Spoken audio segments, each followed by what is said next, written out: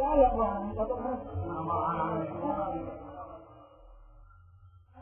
તારા નામ છે કયા નામે લખણી કંકોત્રી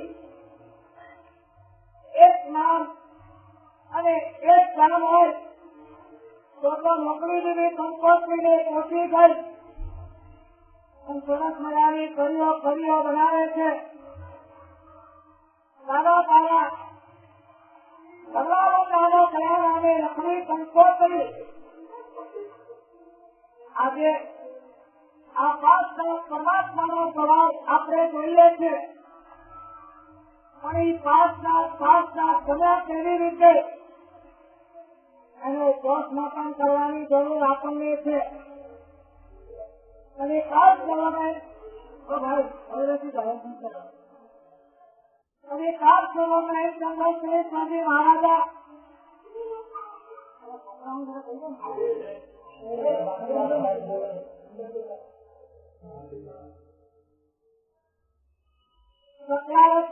સ્તોત્રની અંદર પરમાત્માના પ્રભાવની વાત નથી કરતા, પણ પરમાત્માના સ્વભાવની વાત કરે. ભગવાનનો પ્રભાવ તો આપણને બહુ ગમે અને હંમેશા આપણે પ્રભાવ પ્રેમી જ રહ્યા છીએ.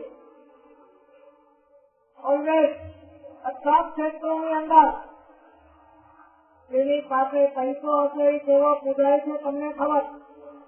નાના વગરનો નાથીઓ નાની માથાવાળ અમે પણ બોલી શકીએ છીએ ત્યાં સુધી અમે પણ પૂજાઈએ છીએ.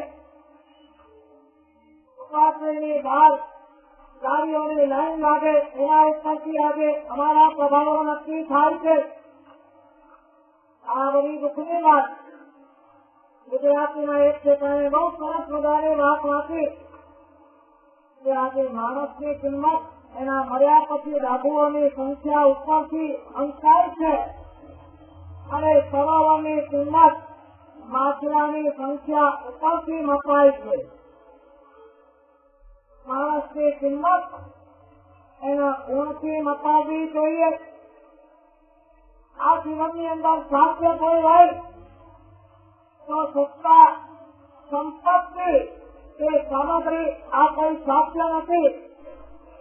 જીવનની અંદર જો કોઈ સાધ્ય હોય તો સુખી પવિત્રતા અને ગુણના સર્જન આ એકમાત્ર સાધ્ય છે.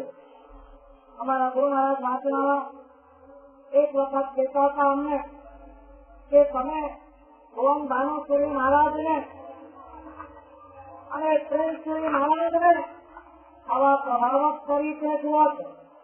આજે ભાવો જણાવી દેખાય છે ને પ્રેમસુરી સ્વામી મહારાજાના સમુદાયની છે. 900 સાધુઓ છે. કેટલા છે હવે? 900 સાધુ. પ્રેમસુરી મહારાજ, ભુવન ભાનુસુરી મહારાજ ને રામચંદ્રસુરી મહારાજ બધા ભેગા કરો.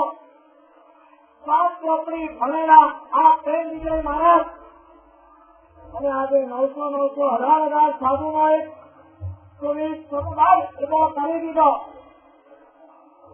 સાદી પતિની લઈ ભુવન ભાનુસુરી સ્વામી મહારાજા અમને ગુરુ મહારાજ બહુ સગવડમાં કહેતા હતા તમને આ પ્રભાવ દેખાય છે. કક્ષાદી પતિ થઈ ગયા લોકો ખમૈયા કરે પણ આ પ્રેમસુરી મહારાજને દાનસુરી મહારાજની સેવા કરતા અને ભુવન ભાનુસુરી મહારાજને પ્રેમસુરી સ્વામી મહારાજની સેવા કરતા તમે જોયા નથી. એ મજૂરી કરે ને એ મહાન બને છે. ગંગા ખાય છે એ પરમાત્માના દરબારમાં પહોંચે છે. અમુક વાત ક્યાંક હતી હું તને નગાવાનો સંભાવ હતો. એક નગાવાને કે ભાઈ ચામડું તો તું પણ છે અને ચામડું તો હું પણ છું. આપણે બંને ચામડામાંથી બનેલા અને તને ભગવાનના દરબારમાં અંદર સ્થાન મળે અને મને લોકો બહાર મૂકીને અંદર બેસાડે આનું કોઈ કારણ ખરું?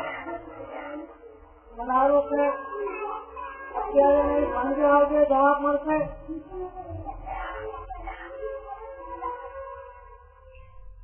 સાંજે આરતીનો સમય થયો. 50 માણસ માણસો ભેગા થયા, નગારાને વચ્ચે મૂકવામાં આવ્યું અને એક હાથે નહીં પણ એ હાથે સીધા પીઠ એની ચાલુ થઈ.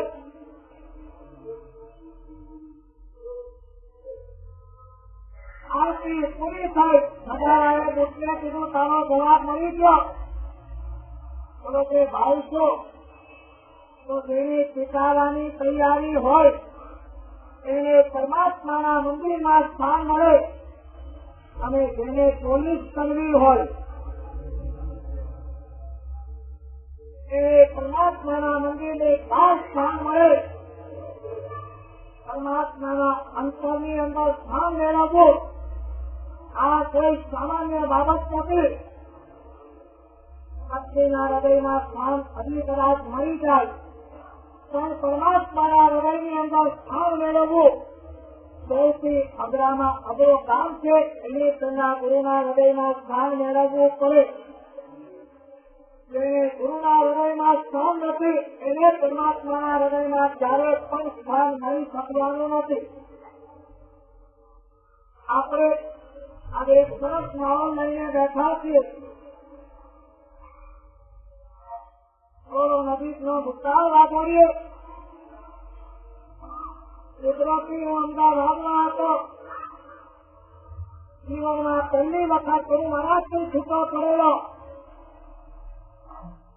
તબિયતના કારણે અમદાવાદ રહ્યો અને ગુરુ મહારાજ એક બારથી વિહાર કરી અને અમદાવાદ મારા માટે પધારી રહ્યા હતા.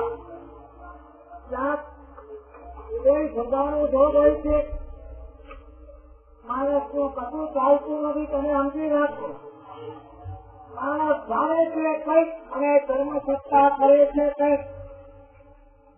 સમજણ પાણી તો દોષ સંજોગ તો પ્રણાનું બંધ હતો, દેણા દેણી તો શબ્દો આપણે કોઈ પણ વાપરીએ પણ એક બાજુ અહીંયા તમારે ખાસ મુહૂર્ત અને શિલાન્યાસ એનું મુહૂર્ત આવીને ઉભું રહેવું અને આ બાજુ એક બારમેથી ગુરુ મહારાજને પધારવું.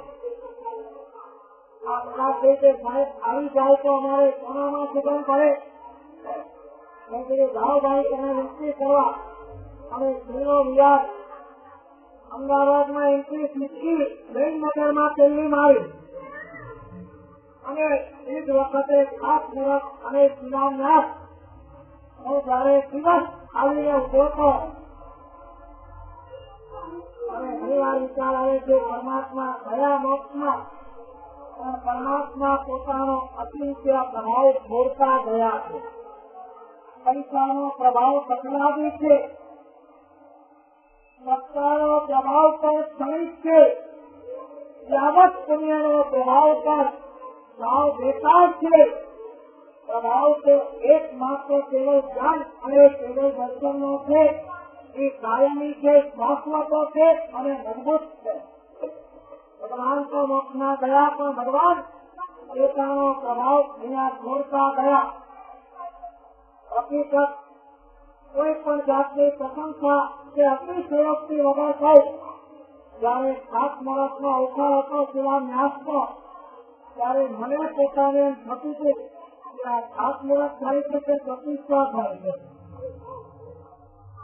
કારણ તમને ખબર જ છે કે જે હર્ષોલ્લાસ અને જે ઉમંગ હતો ત્યારે મને વિચાર આવેલો હતો ખાસ મુહૂર્તે શિલાન્યાસના જો આનંદ હોય તો અંજન સલાકાને પ્રતિષ્ઠાના કેટલો આનંદ હશે. અને ત્યાર પછી અમે તો સર્વમંગલ કરીને નીકળી ગયા હતા મુંબઈ.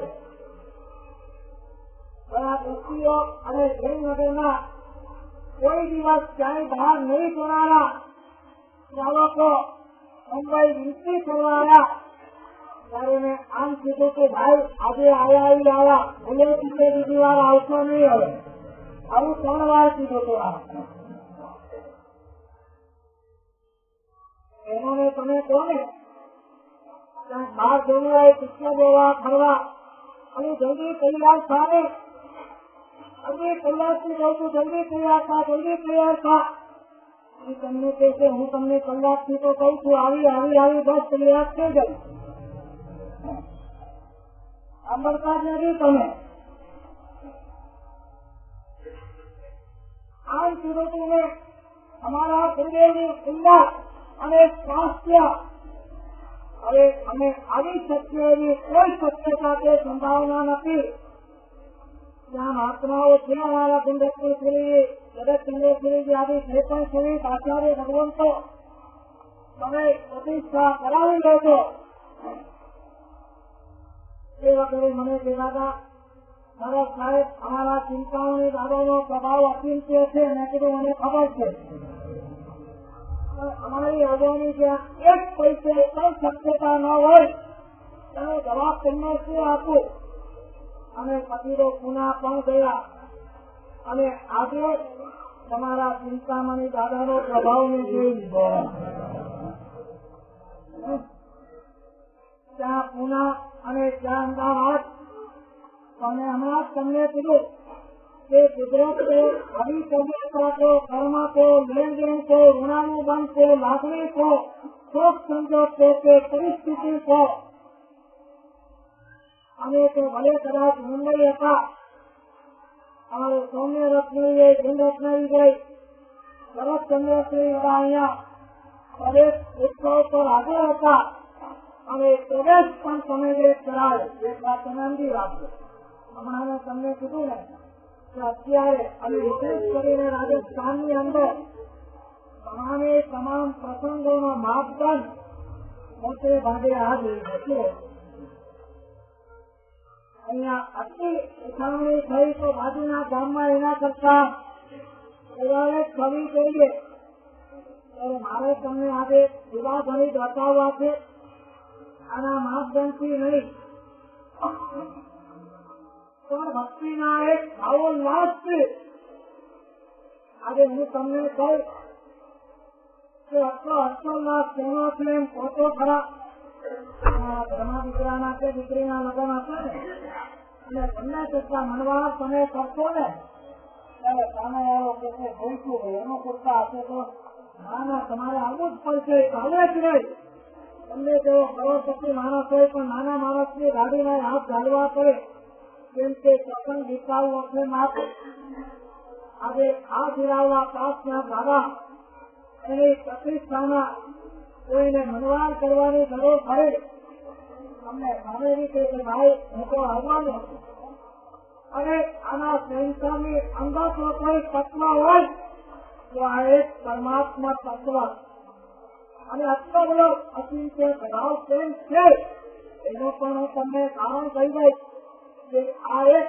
આત્મ તત્વ પરમાત્મા તત્વ રૂદ્ર બુદ્ધ નિરંજન નિરાકાર અને પરમ વિશુદ્ધ છે આપે આ એક ફિલોસોફી છે આપની તમે તમારા જીવનમાં એમ પવિત્ર અને શુદ્ધ થતા જાઓ એમ તમારો પ્રભાવ આપે આપ વધતો જાય જાહેરાત કરવાની જરૂર નથી હોતી શક્તિઓ કે શિલાલેખો લગાવવાની પણ જરૂર પડતી નથી મામૂલી શુદ્ધિ અને પવિત્રતાની પણ જો આ તાકાત હોય તો જે પરમ વિશુદ્ધ થયા હોય પરમાત્મા એમની પ્રચંડ પુણ્ય કેટલી હોય આનંદની અંદર છે આવી રીતે સંતોષની લખલા તમે સૂત્રો વખત બેઠા હશો પણ લખતા સૂત્રો કર્મ બાંધ્યા હશે દીકરીની સંતોષની વાતને કદાચ લખવી પણ પડે સમ્યક દર્શનની નિર્મળતા ન હોય તો ઓછે વાંચીને લખે અને સમ્યક દર્શનની નિર્મળતા હોય તો એમ થાય કે આ દીકરીને તો પાપના ખાડામાં નાખું છું ને હું પણ પાપનો ભાગી થાઉં છું એ વર્ષો લાસ્ટ આવો આનંદ आगे बोलो आज मेरे प्रभु की शादी है અને અત્યારે તો આખા વિશ્વની અંદર વીરાવલા તીર્થના નામે વીરાવલા દાદાનું નામ કેટલું ગાજે છે અને ગુંજે છે. વીરાવલા સાથે અમે પણ થોડા સંકળાયેલા છીએ. હિન્દુસ્તાનમાં કોઈએ પણ પ્રશ્ન પૂછો